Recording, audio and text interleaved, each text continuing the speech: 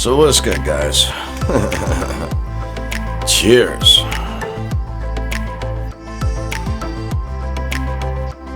So, lately, I've been dealing with, well, the water leaks, but on the rental property, but also with the windows, right? Now, and the supply chain issues.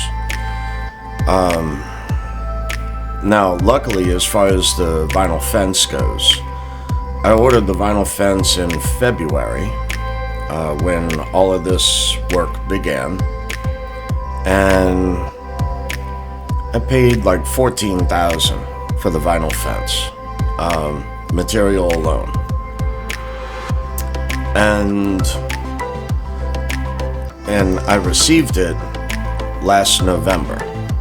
So it took a while for that to come in. Now the price of vinyl fencing is just gone stupid. Just FYI, you know. So I went ahead and I used that bit of I used the money, the dollars then, to purchase that, realizing that the cost of goods would go up because of, you know, just crazy spending habits by our fearless leaders, right? Now I'm in the market for windows, so I'm getting 3 estimates. Now,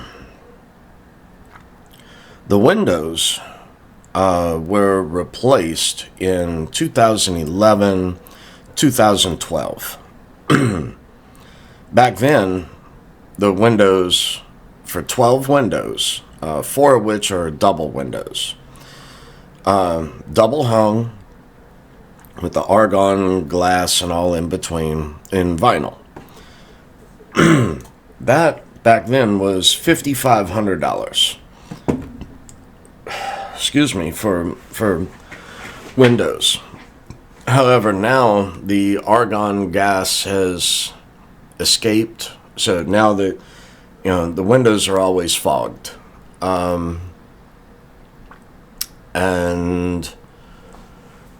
in my opinion, they're not really sealed well. They're double hung windows. So, but these windows I paid $5,500 for. And the windows are bowed now, and the argon gas is leaked out. So how do you fix that, right? Well, you got to replace them. But when these windows were installed, they were installed just with shims and silicone. And I would say that I learned a valuable lesson by going with Window World windows. That will never happen again. Nor will anyone that I hear is in the market to purchase windows. I will never recommend Window World. So anyway, I'm getting 3 different estimates, and so far it's Max Windows, which is a local company, but I've never heard of them, nor has a few other people, but whatever.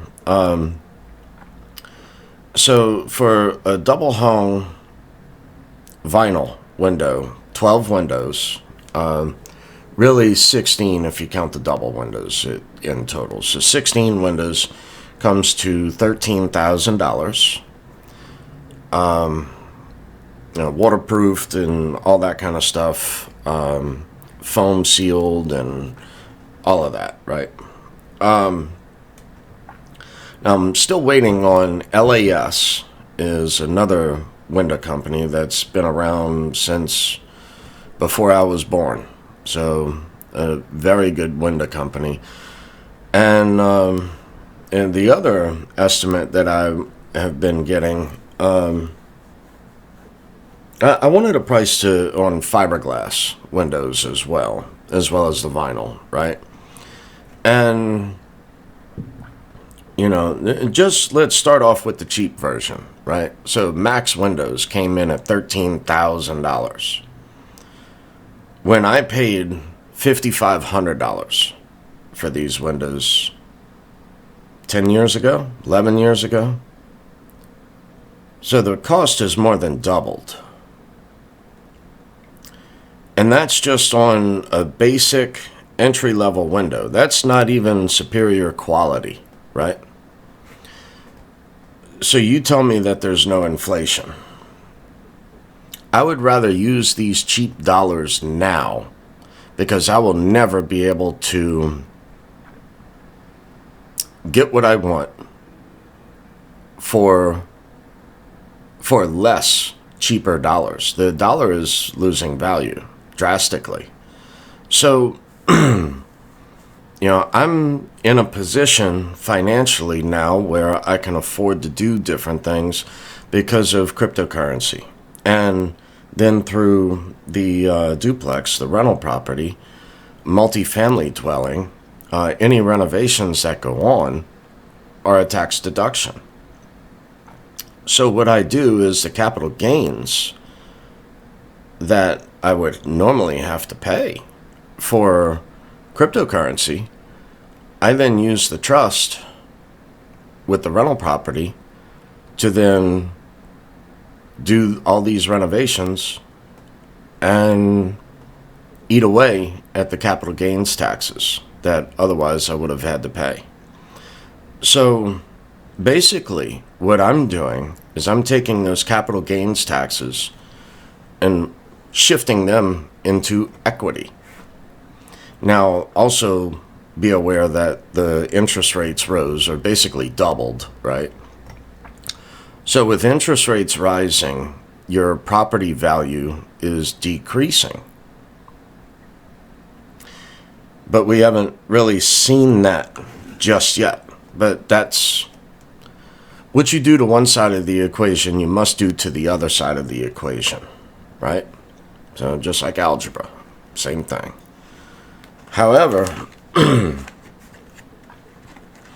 these different windows have gone up so much in price.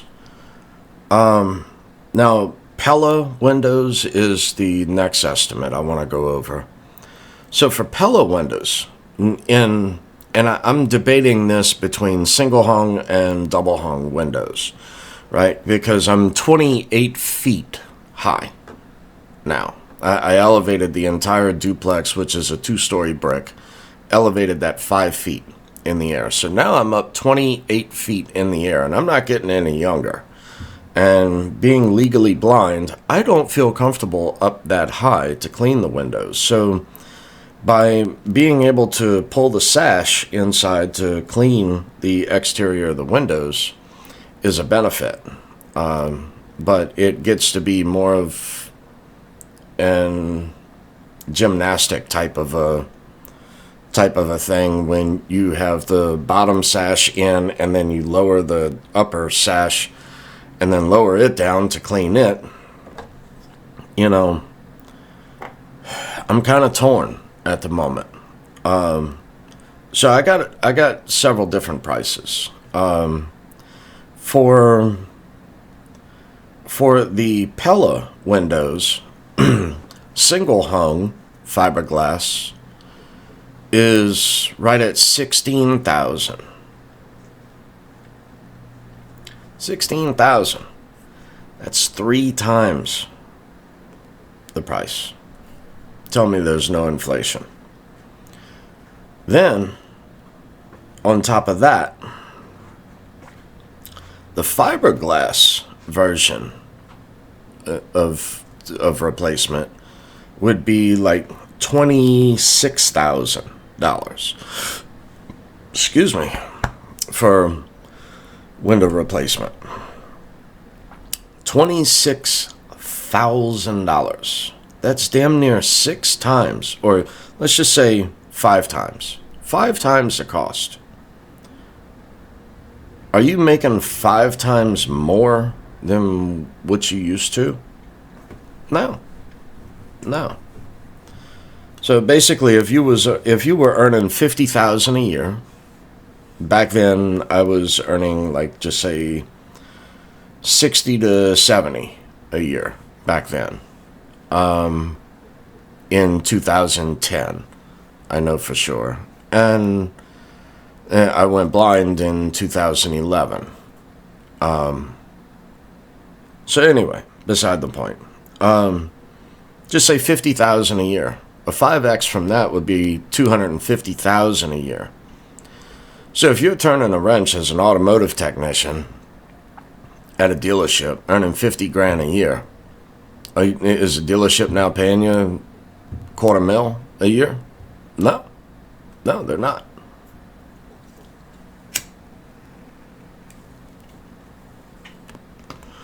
All right, so the single hung versus double hung. Here's where I'm kind of like twisted and torn, right?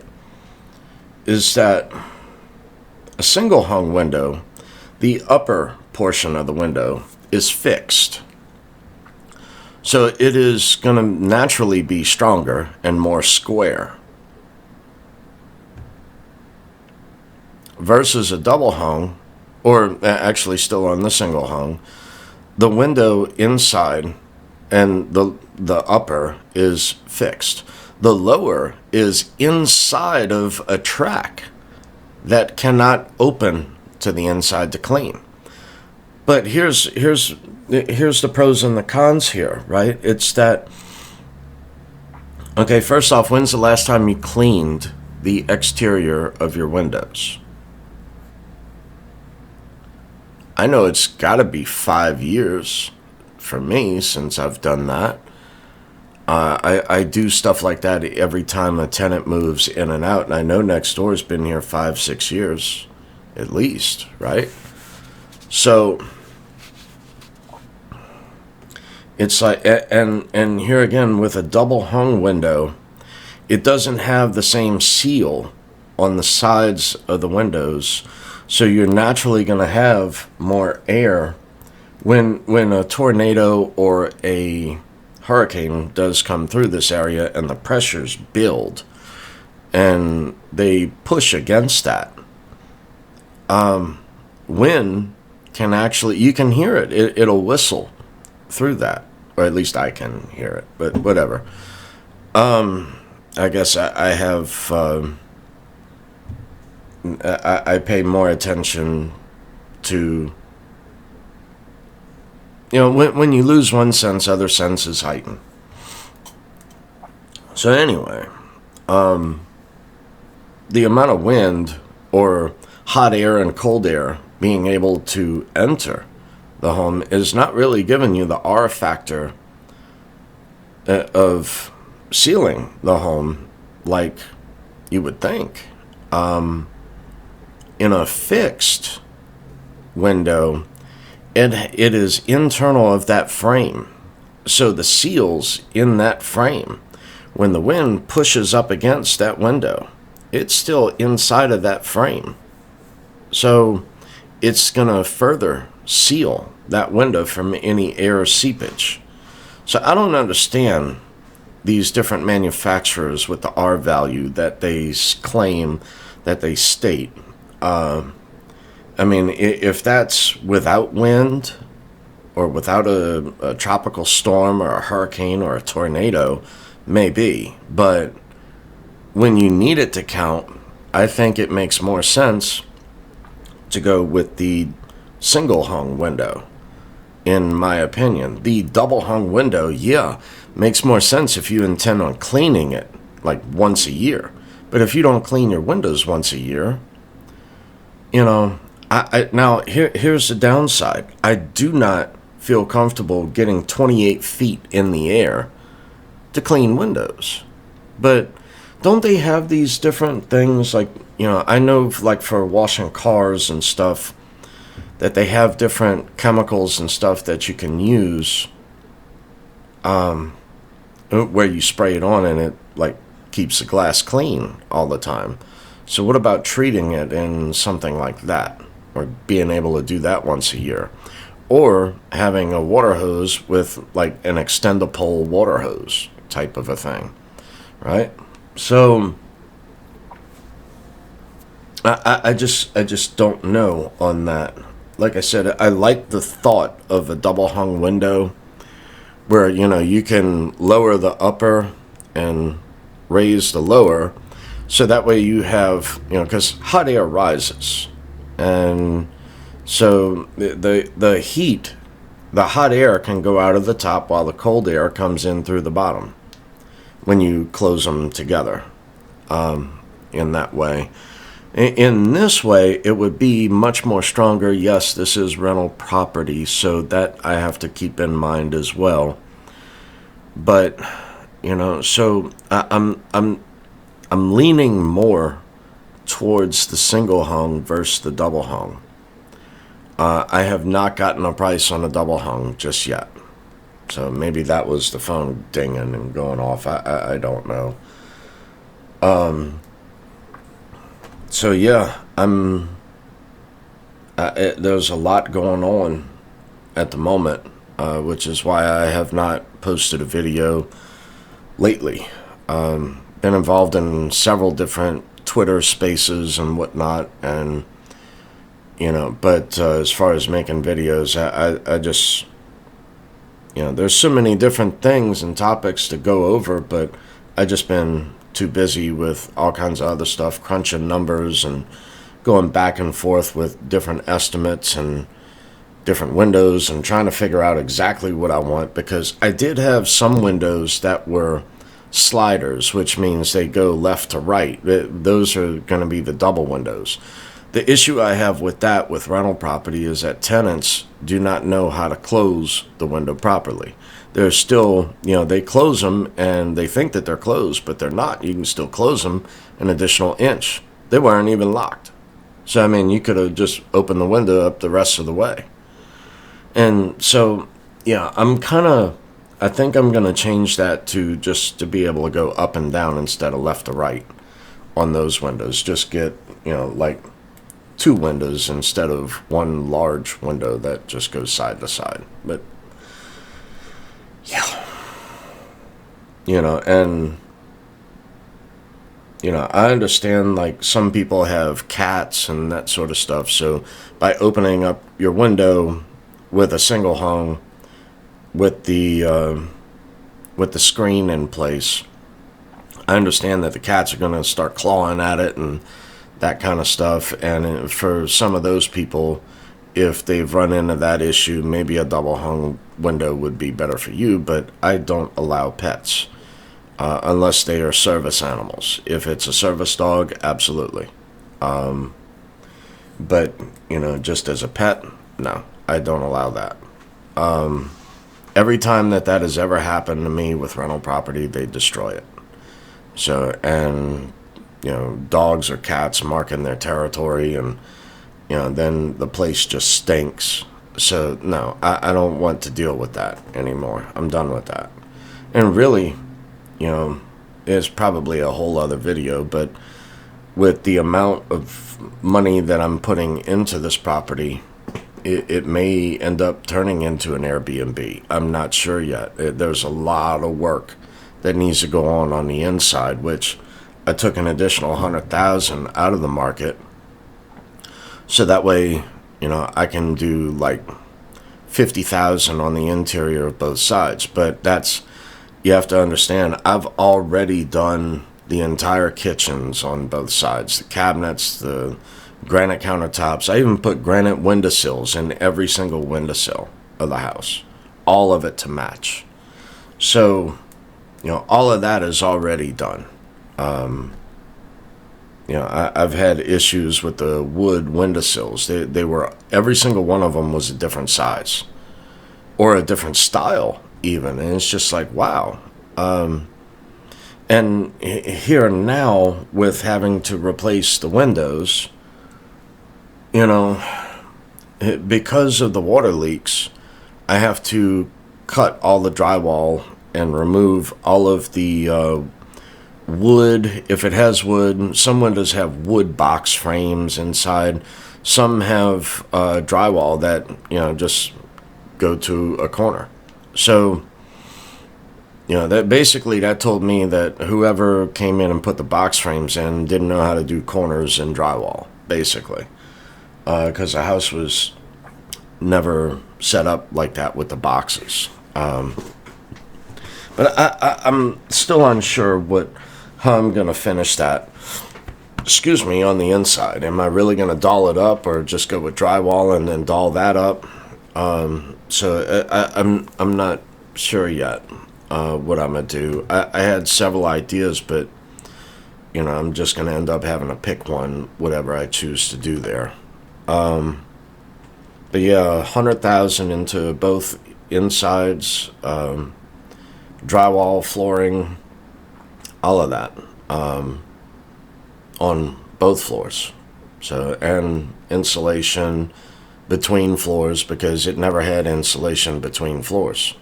I'm just like, wow, dude.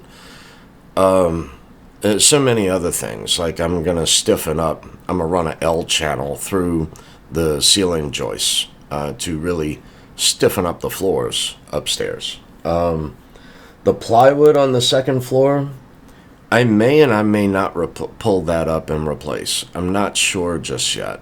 I could just use a 3-inch deck screw and go through, like, the drywall from underneath, the drywall ceilings from underneath have all been removed.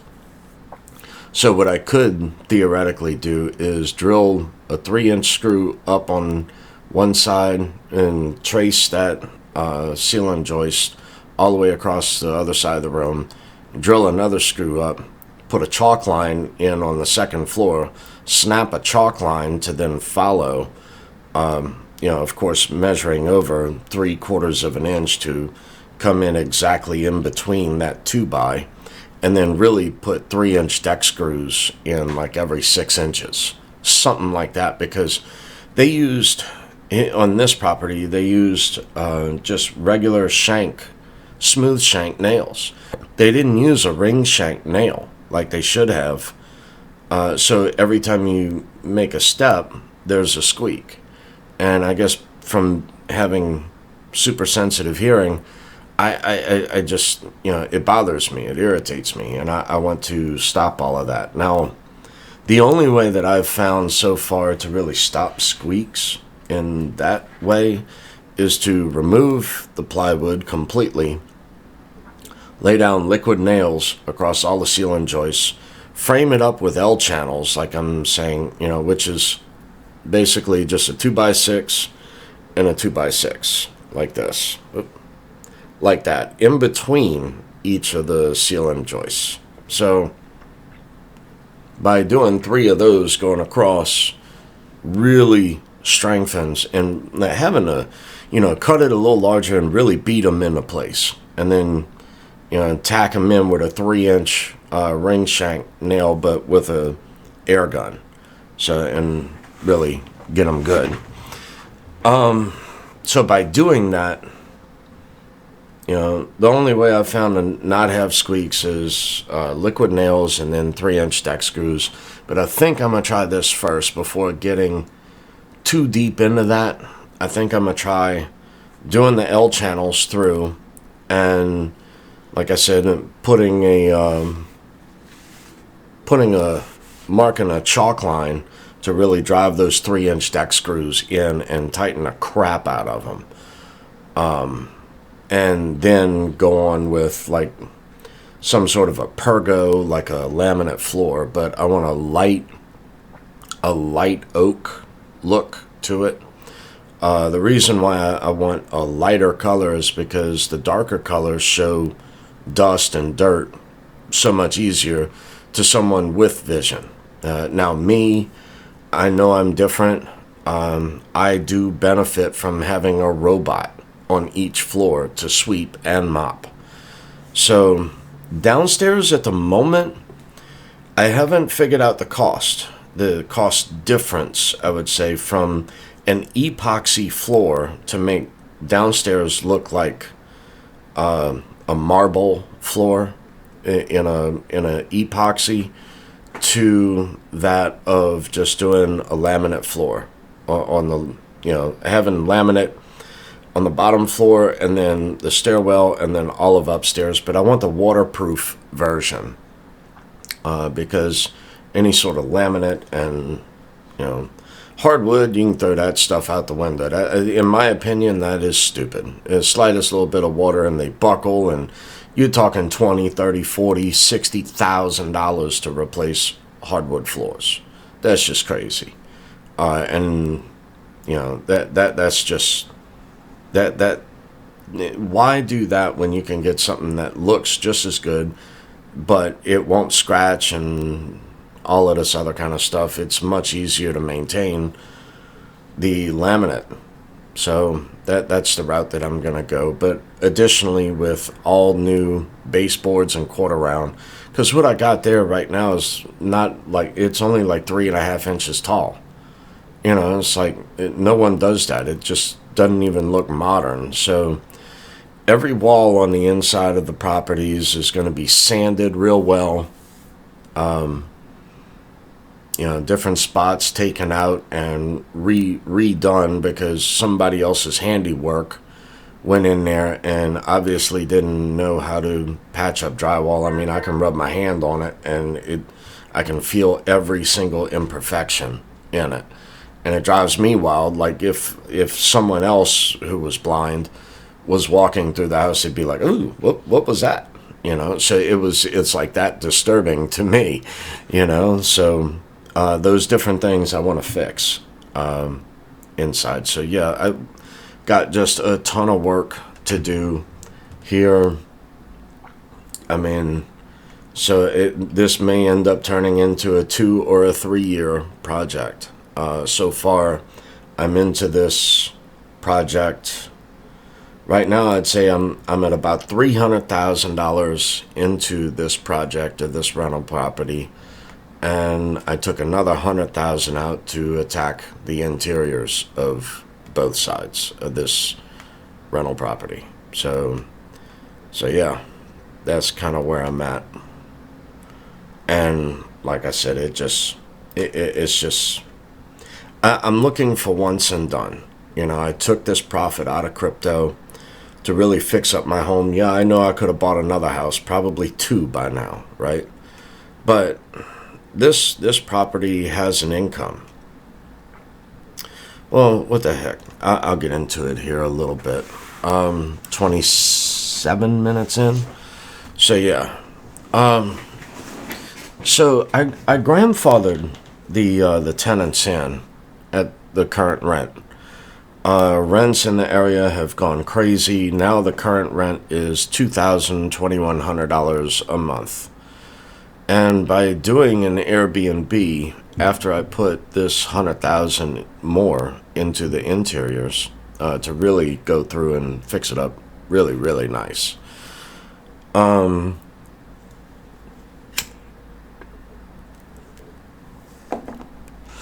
So the going rates for an Airbnb is roughly, on average, between 4 and 6 times the current rent.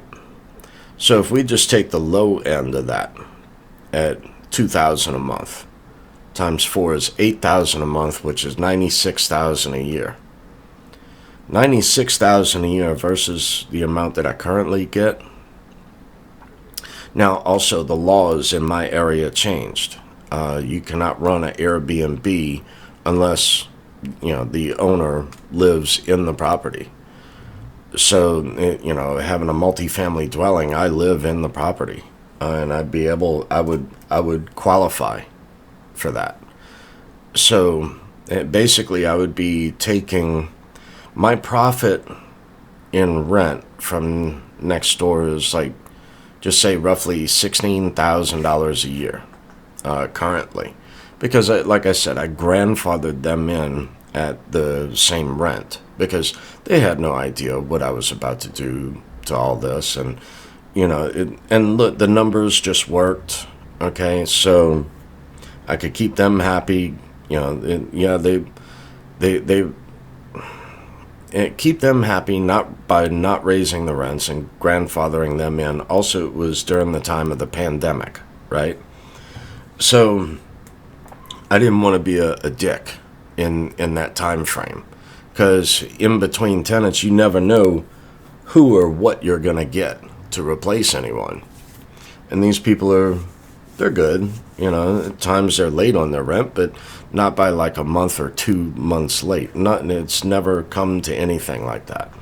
If anything, their rents are late by a couple of days, something like that. So that's never been an issue, and they're clean people, so they're nice people. So, but I have to do more of what makes more business sense, right? Because I can take this from earning $16,000 a year to earning $96,000 a year on the low end. Now, I might be able to get upwards of 6 times that rent in a month. So if that's the case, that's $12,000 a month. That's $144,000 a year. Now, granted, higher end things at that point as well. Higher end bedding and nice everything decorated really well. Having a interior designer come in and do everything, that kind of stuff. Nice furniture, but not extravagant. No Thomasville, dining room sets or Natuzzi leather furniture. Nothing to that pedigree, I would say. So it just, nice, but not stupid. I would say it that way.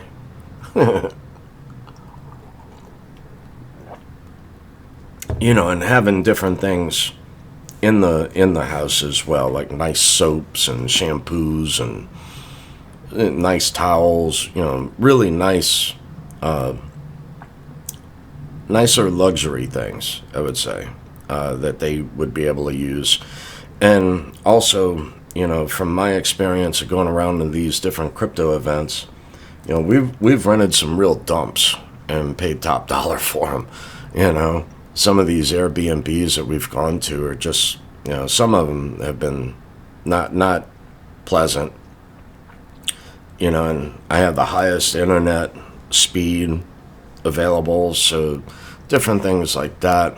Having to put a few TVs in, that kind of stuff. That I don't see the harm in any of that. And then as a write-off for running that business under the umbrella of the trust, I would be able to write off those different things as far as the cost of the internet, having DirecTV, whatever else, I want to do, to have that available for them, as well as like Netflix and whatever available for whoever does that. But all of this comes down to write-offs on taxes and coming up with a business decision on this. I mean, I understand, yeah, you may get someone in that'll tear up the place, okay? But by being in rental property since I was, 11 years old? I've been the maintenance man since I was 11. What have I not seen? I'll say it that way. So, none of that deters me from this. Yeah, you may get a bad one who trashes the place. So what? And same thing like a vacation rental, say in Florida or something like this. For me to invest in something like that and then be so many miles away, I'd much rather turn this into a vacation rental here in New Orleans. And for so many different things. We have Mardi Gras, Jazz Fest, Essence Fest. We have all kinds of different things all year round. And where I'm at is like right in the middle. I'm near the airport. I'm near downtown New Orleans. I'm near Fat City. I'm like basically in Fat City. And, in between everything, restaurants, everything you want, bars, 3, in the vicinity of 3 large malls, So everything you want, and I'm right in the center of it, and easy to navigate to get to and from two different interstates, or to be able to cross Lake Pontchartrain to get to another interstate. So it's for someone who's coming from up north, I'll say it that way. So for me, it's more of a business decision, and by putting $100,000 more into this property, I think I can generate so much more of a revenue into this. So, in 1 year's time, I could pay myself back for this. In 2 years' time, and then moving forward, it just, why would I settle for $16,000 a year versus $96,000 a year? And then same thing, under the umbrella of the trust, I can take those profits and flip that into cryptocurrency for long term, right?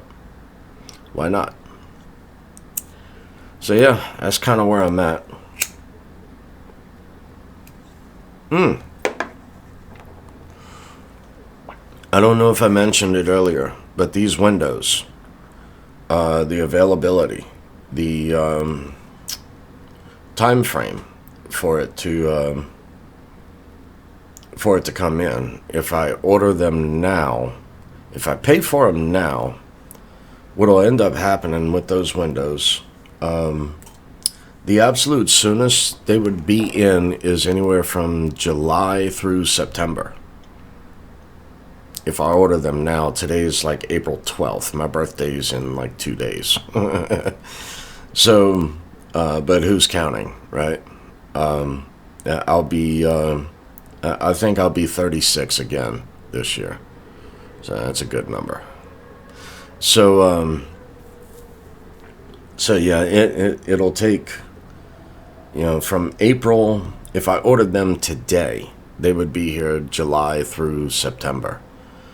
And it's just like, wow. Now, the thing I'm trying to do with the windows, because everything else is costing so much. I mean, like, way more than what I originally thought, So what I'm trying to do at the moment is, like, the homeowner's insurance. You have to have homeowners, hurricane, wind, tornado, all of these different insurances on the property. And so, because of Hurricane Ida, the windows may actually be covered, because there is damage to the windows as far as they are warped and the argon gas is leaked out. So it may be covered under the current claim that I have for Hurricane Ida. If not, I'm being told that I should be able to claim this make a separate insurance claim, which at that point would still, the deductible would still not be like a named storm. A named storm takes your deductible of like $2,500 and turns your deductible into like $10,000. I have some neighbors who have like $20,000 deductibles. What I did was I chose a lower deductible but a higher premium per month or per quarter, because I always said if I ever needed to use it, by having a deductible of $20,000 on a property, I think is stupid, because it takes a lot of damage to reach that $20,000 threshold, and the insurance company will not give you $1 until after you've already spent $20,000. So that's the issue a lot of people are having right now, is that they have a high deductible because they went for the lower monthly premium. I went for the higher monthly premium with a lower deductible. So I guess that comes from having a mother and father involved in insurance my whole life. So by listening to all of these different things. But yeah, I just wanted to come out and pop a little video out and explain I've got a lot of moving parts at the moment, just a lot of moving parts going on right now. So yeah. Hopefully the windows will be able to go under the current claim that I already have. Like I said, if not, I'm going to file another claim on the homeowner's insurance. So instead of me having to spend $16,000 to $24,000 for windows, I'll be out a deductible of like $2,500. So fingers crossed. Fingers and toes, right? But anyway, y'all be cool. Go make it a day. Later.